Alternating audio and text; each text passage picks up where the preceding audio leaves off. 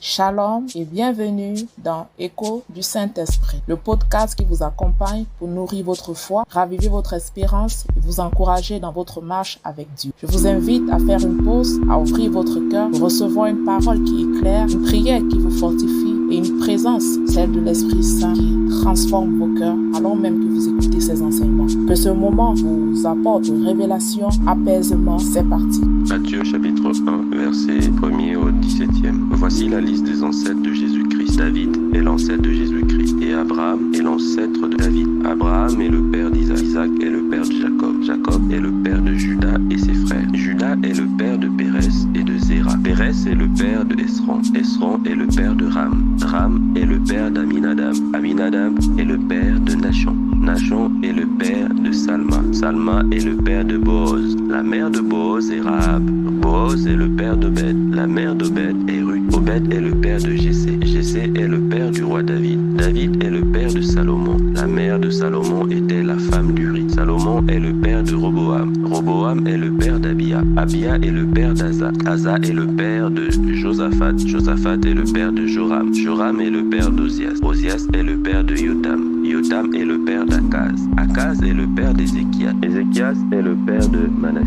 Manassé est le père d'Amon. Amon est le père de Josias. Josias est le père de Yekonia et ses frères. À ce moment-là, on emmène les Israélites prisonniers à Babylone. Après cela, Yekonia est le père de Shealtiel. Shealtiel est le père de Zorobabel. Zorobabel est le père d'Abioud. Abioud est le père d'Eliakim. Eliakim est le père d'Azor. Azor est le père de Sadok. Sadok est le père d'Akim. Akim est le père d'Élioud. Élioud est le père d'Éléazar. Éléazar est le père de Mathan. Mathan est le père de Jacob. Jacob est le père de Joseph. Joseph a pris Marie pour femme. Et Marie est la mère de Jésus, qu'on appelle Christ. Voici le total. Il y a 14 générations depuis Abraham jusqu'à David. Il y a 14 générations depuis David jusqu'à ce qu'on emmène les Israélites prisonniers à Babylone. Ensuite, il y a encore 14 générations jusqu'au Christ. Nous avons affaire à une généalogie. Nous en trouvons plusieurs dans la Bible. Et l'évangile selon Matthieu commence par la généalogie de Jésus-Christ. Il s'agit de Jésus-Christ. Ici, Matthieu marque que ce dont il va parler concerne Jésus-Christ. Il va remonter, mais il s'agit de Jésus-Christ. Et dans nos vies, ce qui est le plus important, c'est Jésus-Christ. La façon dont on arrive à Jésus-Christ, ce n'est pas le plus important, mais le plus important, c'est Jésus-Christ. Mais la façon dont on arrive à Jésus-Christ est digne d'être retracée. Cela constitue notre témoignage.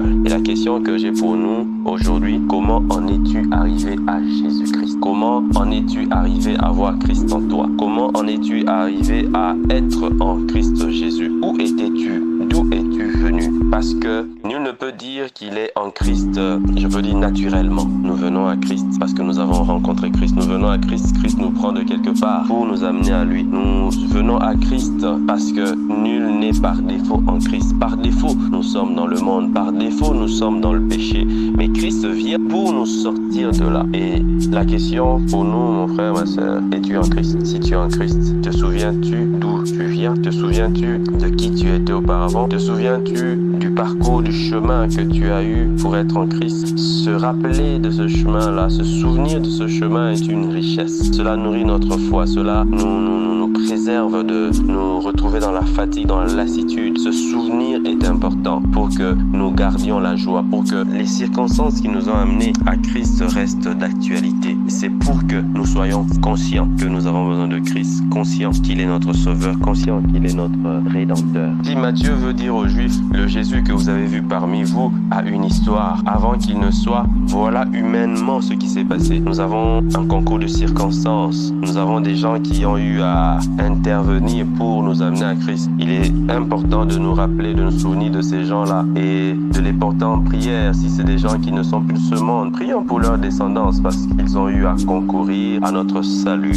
Ils ont eu à concourir à notre foi. Matthieu nous raconte la généalogie de Jésus-Christ. Dans les 17 premiers versets que nous avons lus, nous voyons 46 personnes couvrant une longue période d'histoire. Nous avons 2 millénaires d'histoire et ces personnes sont des ancêtres de Jésus. Déjà précisons que Matthieu n'a pas cité tous les noms. il a choisi quelques noms. Il a choisi quelques noms représentatifs et ces personnes sont différentes. Elles n'ont pas la même spiritualité aussi. Nous trouvons que dans cette généalogie, il y a 5 femmes.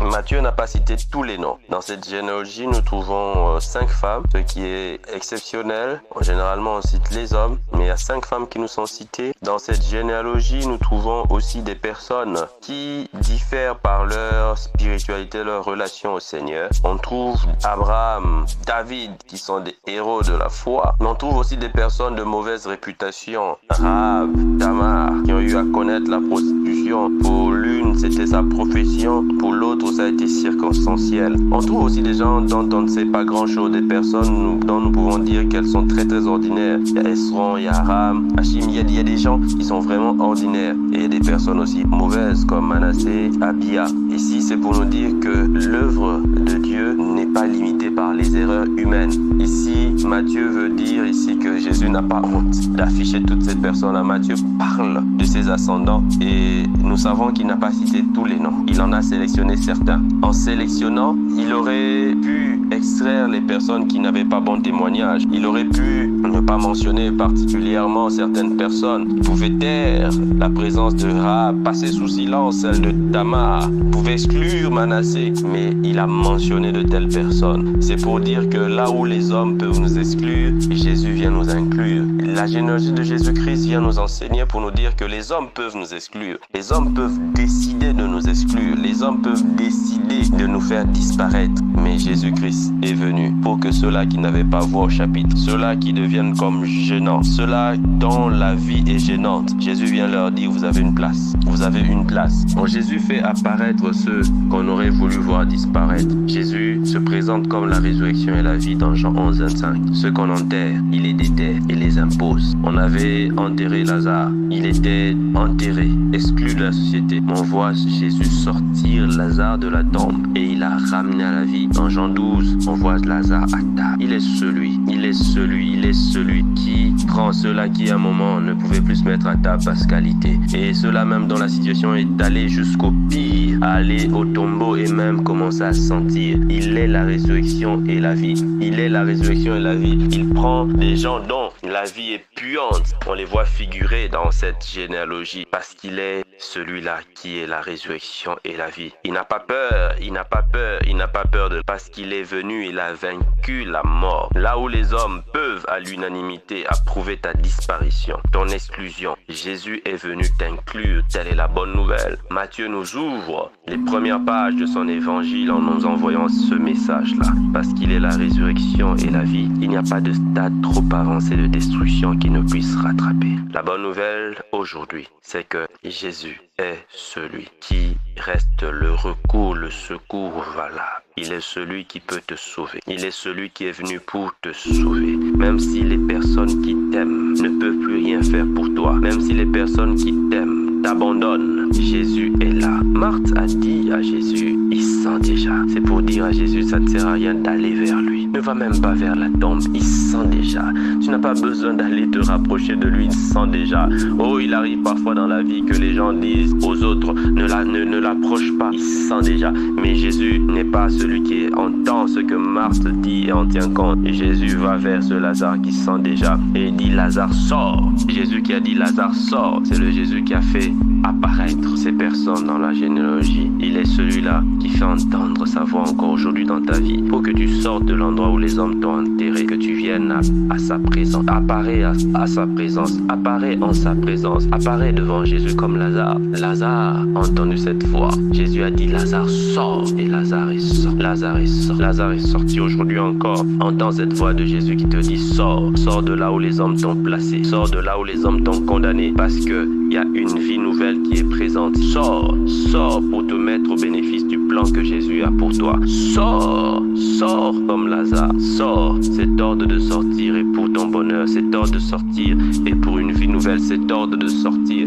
et pour une vie de joie, de paix, en Christ Jésus. Merci, chers frères et sœurs, d'avoir écouté cet épisode de Écho du Saint-Esprit. J'espère que ce message a semé en vous quelque chose de bon et de vrai. Si ce podcast vous a édifié, n'hésitez pas à le partager autour de vous, à vous abonner et à nous laisser un petit mot d'encouragement. En attendant notre prochain rendez-vous, que la paix de Dieu garde votre cœur et que sa lumière vous guide chaque jour. À très bientôt sous le regard bienveillant du Seigneur Jésus-Christ.